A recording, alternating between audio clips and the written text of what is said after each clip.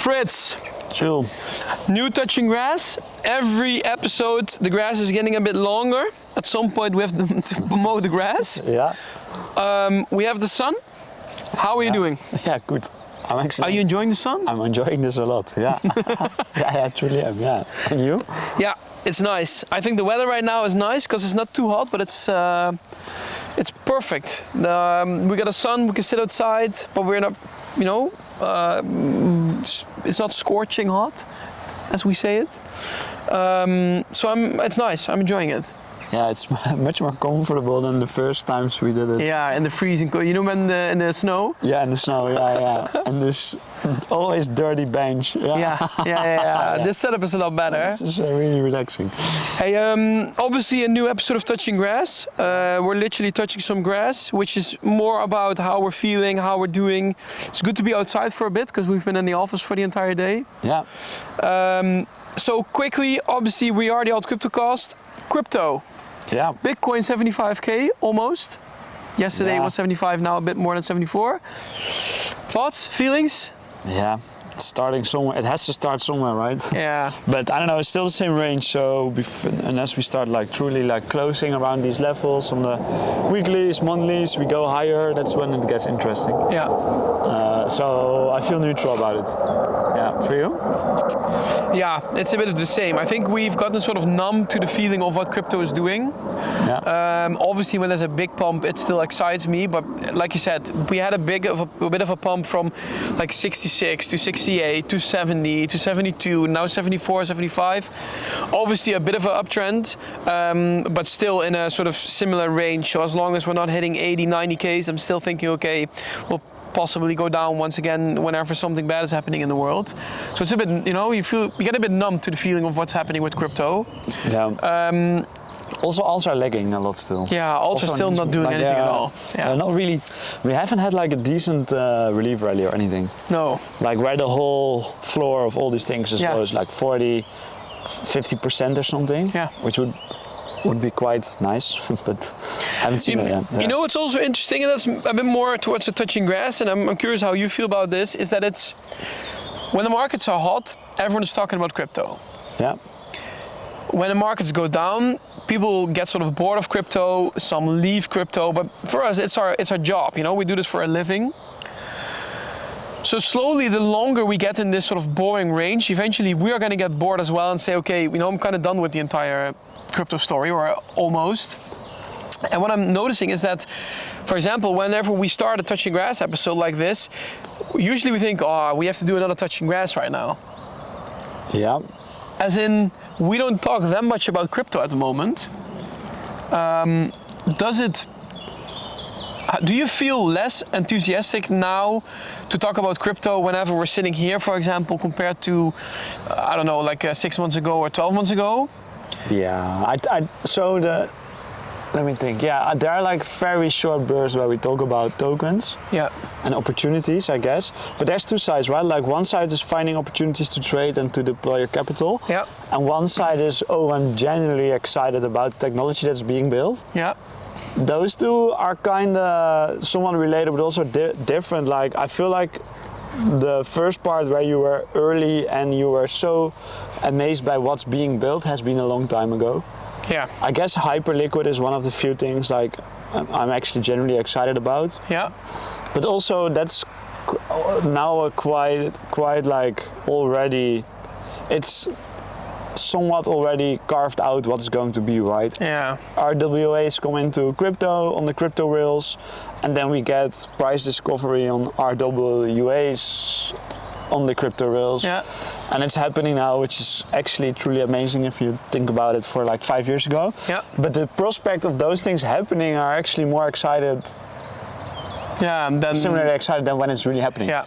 Yeah. So, and I feel like we miss a bit of like the new new exciting things that are happening in crypto. Yeah. Yeah. How do you feel about that? Yeah, a bit of the same.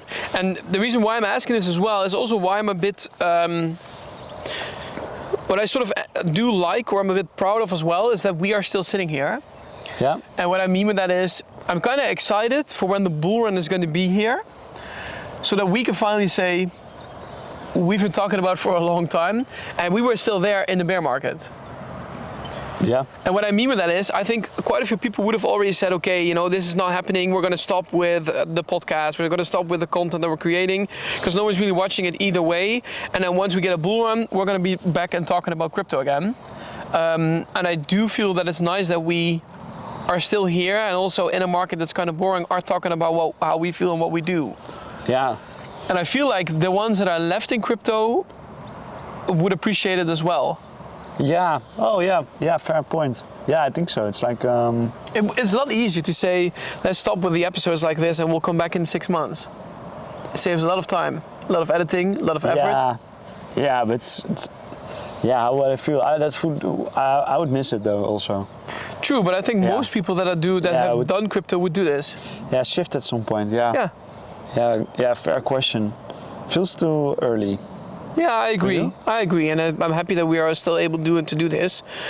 And also with that, we have something exciting for tomorrow. Yeah, we do. So the moment we record this episode, I think next episode of the Alt Crypto Cast is going to be the one where we're going to sit down with Charles Hoskinson, the founder of, or the creator, however you want to call it, of Cardano, ADA.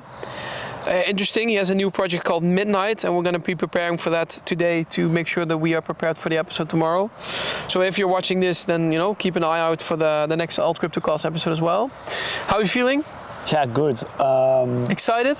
Yes, excited. I feel a bit not underprepared, but there's like only so many ecosystems you can follow, right? Yeah. So I need to read up a lot still, like, and you grasp it quickly enough, but still, like, I feel a bit, it was not the ecosystem I was very active in. Yeah, true. For you? Yeah, the same. But still, I feel a bit different than you, where I think, okay, you need to be prepared. We need to make sure that we know what we're talking about, especially if someone like Charles is coming in the podcast, obviously. But on the other hand, it's also why you have a podcast where I think most listeners are not going to be prepared as to know what the chain is about, how it's working, what the project's all about. Yeah. So it's also a bit of the responsibility of Charles to actually explain that and talk about it. Yeah. And I think it's our job to ask the proper questions out of Charles to make sure that he's talking about, because he knows a lot about it, obviously. Yeah. So I feel like we're a bit different in there when I think, okay, we need to be prepared, and obviously we can't say, oh, you're Charles, you're from chain BNB, right? And then say, no, this is not how, you know. Yeah. Obviously we need to be prepared on that, but on the other hand, I do think we need to be asking him questions and to have a conversation with him on what he does best, which is exactly talking about the chain. Yeah. And explaining what the technology behind it is. Yeah, true.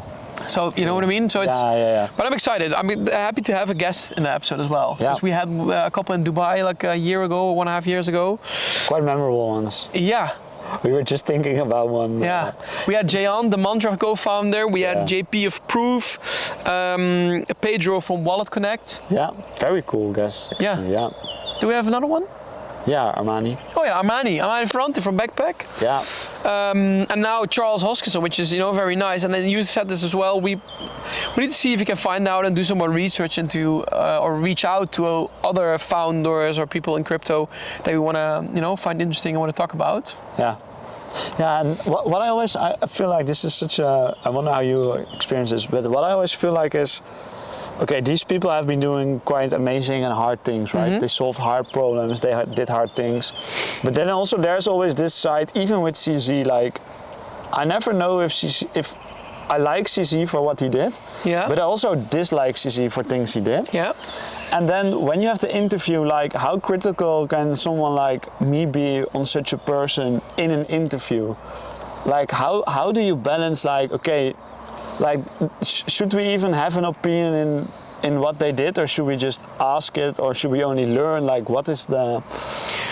I think it's fair to ask someone about what they do and what you find interesting, and once you have the conversation going and you have concerns or raises or whatever, that you can ask about them.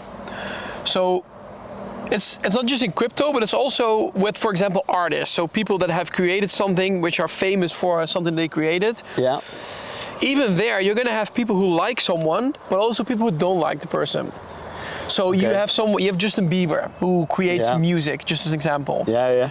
You have people following the guy because he makes the music and they all enjoy the music. But then you see him walking on the stage with a cigarette in his hand, and then you have people disliking him for the fact that he's smoking. Yeah. And that's a clear example of liking and not liking. And I feel like you have that with people in crypto as well, where you have CZ who created Binance, who created things for crypto. But then you also have someone who doesn't like Binance because they lost money, or 1010, or they did not do something that was fully with how everyone thought it was going to be. That's still there. Yeah. And so that doesn't mean that in a conversation you need to attack the guy and say, why did 1010 happen, and where is this money, and how did this go, and blah, blah, blah. I don't think that's how, because if I were to meet Justin Bieber, the first thing I wouldn't say would be, why did you smoke a cigarette on the stage? You know what I mean? Of course not. No. But and that's a bit the same with this. So I feel like you should have a conversation. You should be interested in what the guy does. But if you have a question where you're thinking, okay, CC says he did everything out of the love for crypto, you can then say, okay, but how do you feel about 1010 then, when, for example, you guys could have saved a bit of the market or something like that? Yeah. I think that's the most fair option. Yeah, but it's I agree, right? So you want to have ideally I just want to have the conversation, right? Yeah. But now, for example, at SBF, so if there was more like truly people who would ask the right questions, maybe it would have never happened. For example, we had Van Mantra in our podcast, like Jayant Ramanant. Yeah, 1 or 2 days after Mantra crashed, and I think we were quite, because we are excited to talk to these people and understand what they did and how it was. So we were quite lenient on the fact that the token out of nowhere dropped 90% in a day, and we tried to kind of go into it, but we always addressed it from a very. Yeah, but I think there's a difference there.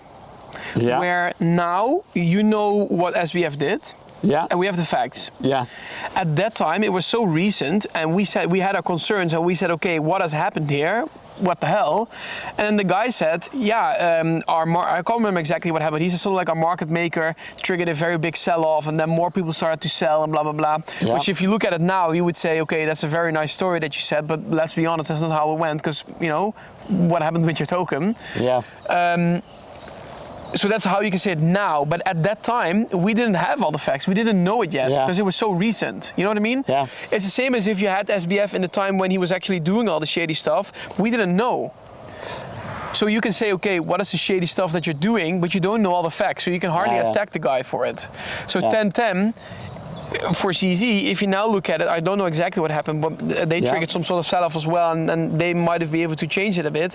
Now you know that you can ask about it, but if you were having a conversation with him on the 11th, like 11:10, you wouldn't know the facts as well. Yeah. You know what I mean? And I think that's a big difference. So you can attack the guy for the stuff he did in his early days, but with what he's busy right now, you don't really know the facts yet, I think. Yeah, but it's not per se like attacking, right? Yeah, but asking questions. Like asking like more, I feel like it's hard.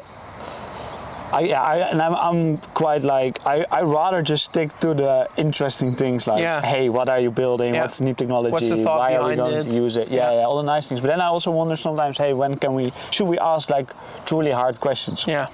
I don't know. That was, it's not an easy. Yeah.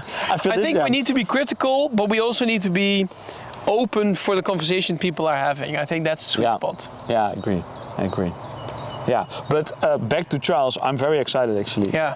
He did some amazing stuff for crypto. Yeah. I wasn't aware he was with the founding team of Ethereum. Yeah, with Vitalik. OG. Yeah, this is pretty cool. It's one of the true OGs, which is nice to have. I'm blessed that we are able to have him in the podcast tomorrow, so I'm excited. We have a new setup for it, so we're going to be able to call with him and then have it properly in our podcast.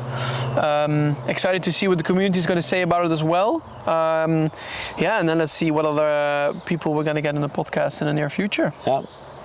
Oh, nice. Anything else before we move inside? Back inside the grind hole to do some digging? Yeah.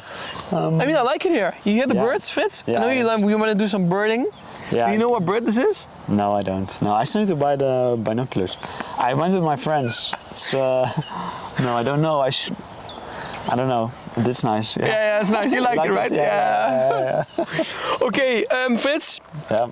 Thanks for being here. Yeah. Excited for tomorrow. Crypto let's just, we need to survive and persevere. Bitcoin 75K, let's hope we get a bit more peace in the world in its, entirety. Stay tuned for the next episode of Alt CryptoCast with Charles, and then after that we're going to be back with another Touching Grass episode, right? Nice, yeah. Time to do some more research, some AI stuff, yeah, and then back to the office. nice. Nice, thanks.